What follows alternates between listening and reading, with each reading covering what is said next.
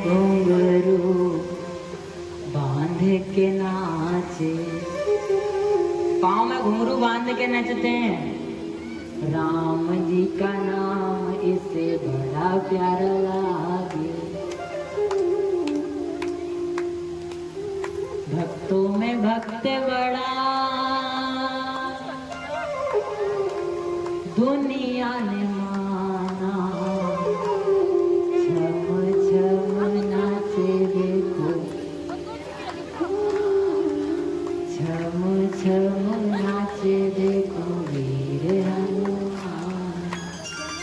और कहाँ नाचते हैं? हर कहीं नहीं, जहाँ जहाँ कीर्तन होता श्री राम, जहाँ जहाँ कीर्तन होता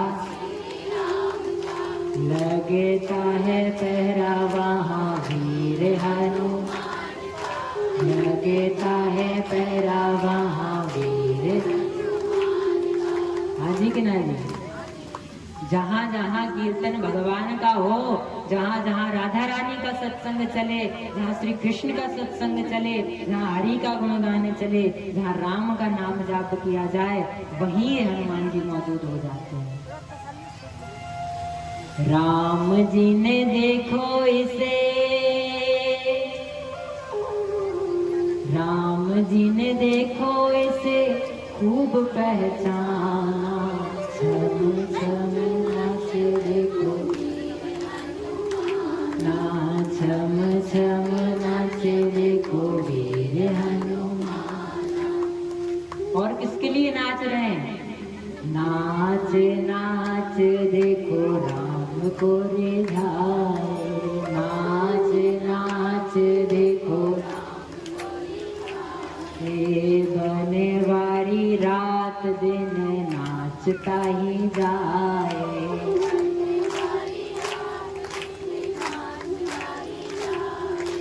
बने वारी रात दिन नाचता ही जाए, बने वारी रात दिन।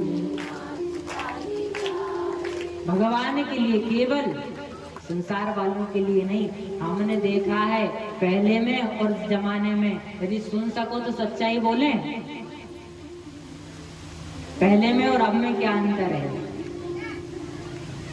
पहले की शादियों में आप देखते होंगे, नाचने वाली जो है वो बाहर से बुलाई जाती थी और खाना घर की मैया बनाती थी। बोलो राधे राधे।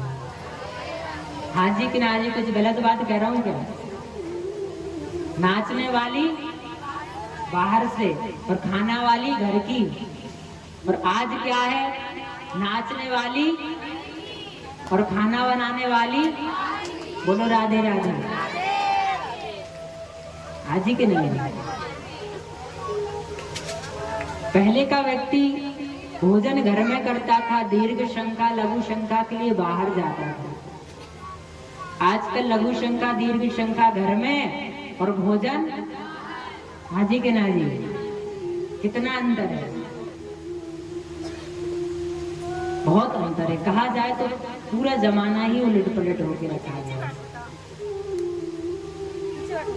इसलिए नाचना है तो भगवान के लिए नाचो। और एक बात बताएं, हम अपनी कथाओं में किसी को नचाते नहीं है जबरदस्ती कि तुम नाचो। कभी आपने सुना नहीं होगा, हमने एक मस्ती में झूमते हुए। जो नाचता होगा वो अपनी मर्जी से नाचे। लेकिन एक बात बताएं, जो इस दरबार में नाच लेता है ना, उसे संसार के इशारों पर नहीं नाचना पड़ता है। किसी और कोई और उसे नचा भी नहीं सकता है। बोलो राधे राधे। वो यहाँ नाच ले, उसे किसी के इशारों पर नहीं नाचना पड़ता। वो फिर सबको नचाता है। भगवान उसे इतना बड़ा बना देता है, वो सबको नचाता है फिर अपने इशारों पर। बोलो राधे राधे। और जोर से भैया नाचना है, नाचने की कला सीखनी है तो हमारे हनुमान जी से सीखिए। किसके लिए नाच रहे हैं? नाच नाच देखो श्री राम को रिझाए, बने वारी रात दिन नाचता ही जाए।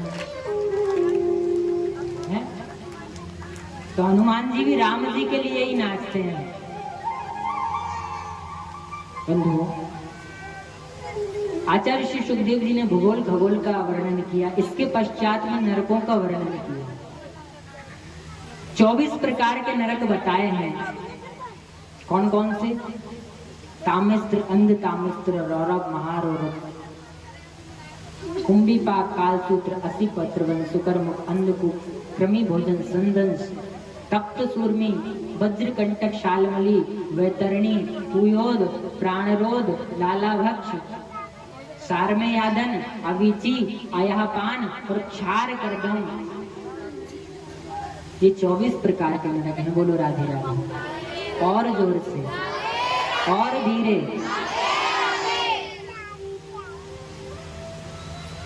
और कहा है कि जो ब्राह्मण, क्षत्रिय और वैश्य, इन 3 वर्णों में से कोई भी व्यक्ति यदि कुत्ता पालता है तो उसे नरक की प्राप्ति होती है। घर के अंदर, देखिए ये बात कड़वी है लेकिन सही है, कुत्ते को रोटी देना हमारे शास्त्रों में बताया गया है।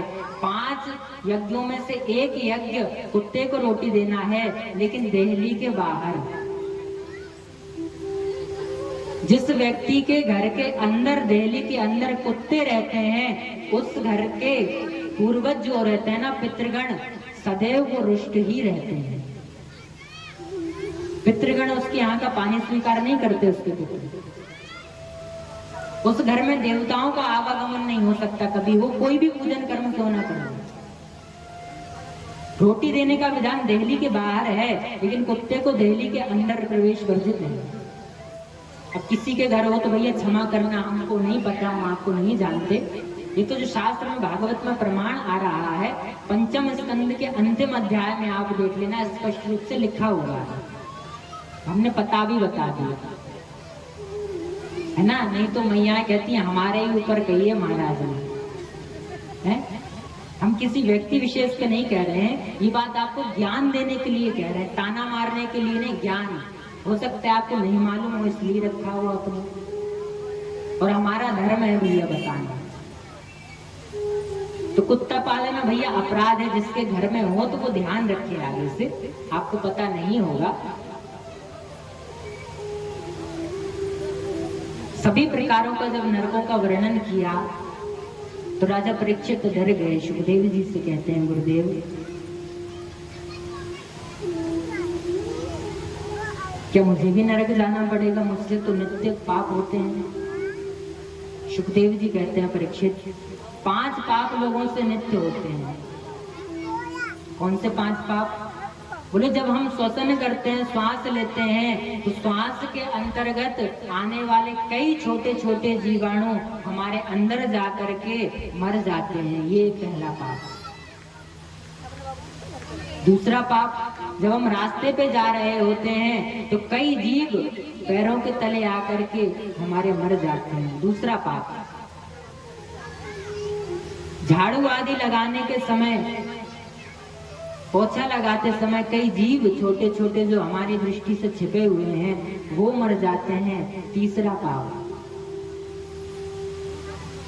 जब हम भोजन पकाते हैं, भोजन बनाते हैं, जब हम भोजन बनाते हैं, आग जलाते हैं, वहां वायु में मंडरा रहे कई छोटे छोटे जीव उसमें जल जाते हैं। चौथा पाप, और जब हम अन्न को पीसते हैं, गेहूं को पीसते हैं चक्की में, उसमें भी कई छोटे छोटे जीव रहते हैं, वो मर जाते हैं। ये 5वां पाप। ये 5 पाप नित्य व्यक्ति से हुआ करते हैं। बोलो राधे राधे।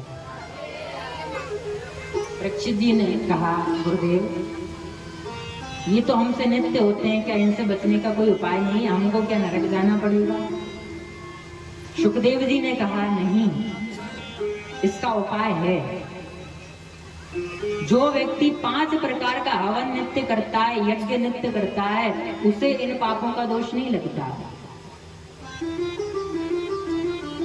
कौन से 5 प्रकार के यज्ञ हैं वो? बोले मछली को दाना डालना, गाय को रोटी देना, कुत्ते को रोटी देना, चिड़ियों को दाना देना और पक्षियों को दाना डालना, और जब भोजन पकाए तो अग्नि को भी समर्पित करें। सबसे पहले आपने देखा होगा हम कुछ बनाते हैं तो थोड़ा सा निकाल करके अग्नि में डाल देते हैं। हाँ, वो एक यज्ञ है, यज्ञ से कम नहीं है 5 प्रकार के सत्कर्म। जो ये 5 कर्म नित्य करता है उसे किसी भी प्रकार का पाप नहीं लगता है। बोलो राधे राधे। वो इन 5 पापों से बच जाता है।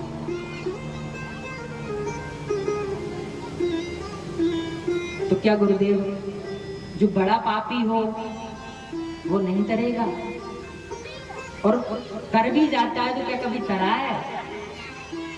भगवान के नाम में इतनी सामर्थ्यता है? बोले हाँ। बोले कोई तरा है कभी? सुखदेव जी कहते हैं हाँ परीक्षित, मैं तुम्हें सुनाता हूँ वो कथा कि कान्य कुब्जेद जहाँ कश्चित् दासी पतिरजामिलः नाम्ना नष्ट सदाचारो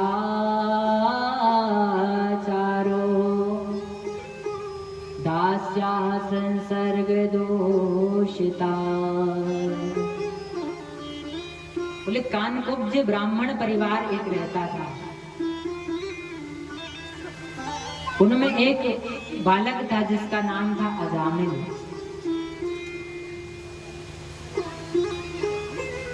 था तो ब्राह्मण और अच्छे कर्म भी करता था,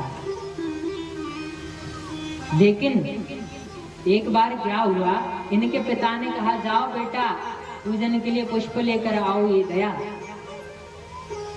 रास्ते में इसने कुछ नजारा देखा कि एक वेश्या के साथ कुछ शूद्र जन संसर्ग कर रहे हैं। उनको देख करके इसकी बुद्धि भ्रमित हो गई और वो वेश्या पे ये मोहित हो गया। उस वेश्या से अजामिल कहता है तुम मुझसे विवाह कर लो। वेश्या मान गई। वेश्या ने विवाह कर लिया, ये घर में ले आया वेश्या को। अब तो ये बड़ा दुराचारी हो गया, संतों को गाली बकता, भक्तों को मारता, मंदिरों को तोड़ देता, संतों की हत्या कर देता, ब्राह्मणों को अपशब्द कहता, किसी की सुनता ही नहीं।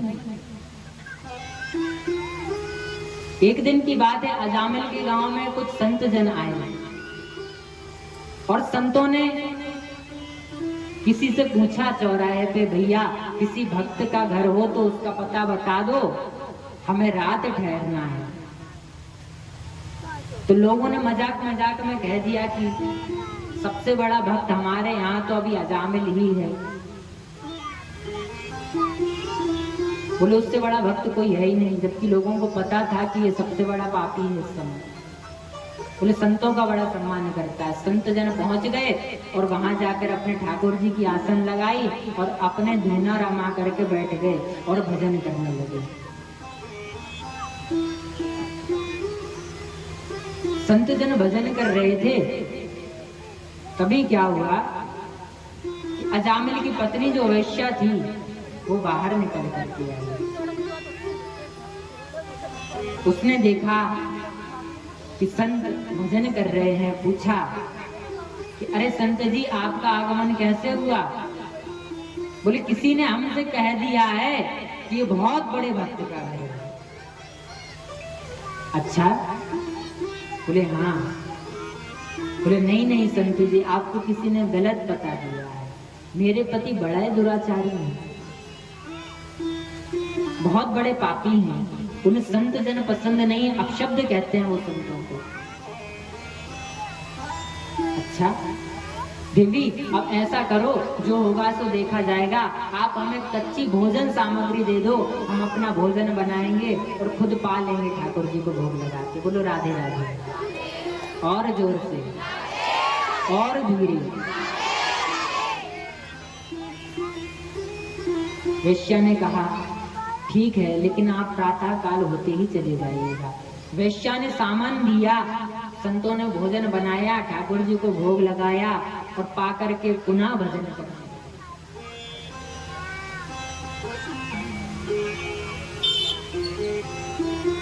संत ज्यों ही भजन कर ही रहे थे तब तक कि अजामिल आ गया। अजामिल ने देखा संत बैठे हुए हैं, बड़ा गुस्सा आया, अपशब्द कहना शुरू किया। वेश्या ने कहा रहने दो, कि सुबह होते चले जाएंगे, मैंने ही इनको रोका है।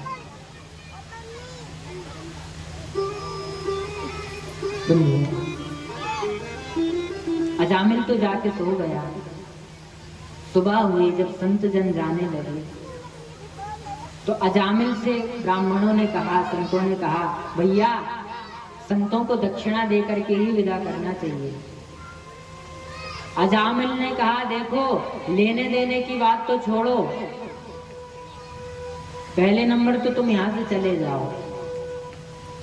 दूसरी बात, हम देंगे कुछ नहीं, यदि तुम कुछ देना चाहते हो तो हमें दे जाओ। संतों ने कहा, हमने इसके घर का अन्न खा लिया है, और भैया संत वैष्णव भक्त जिसके घर का अन्न खा लें उसका उद्धार करके ही जाते हैं। बोलो राधे राधे। जिसके घर का अन्न संत जन खा लें, ब्राह्मण जनों के मुख में जिसके घर का अन्न पहुंच जाए ना, उसका उद्धार भी निश्चित हो जाता है, उसका कल्याण होने में फिर देर नहीं लगती है। संतों ने कहा, अब तो हम इसका उद्धार ही करके जाएंगे। बोले ठीक है, तुम कुछ दो मत।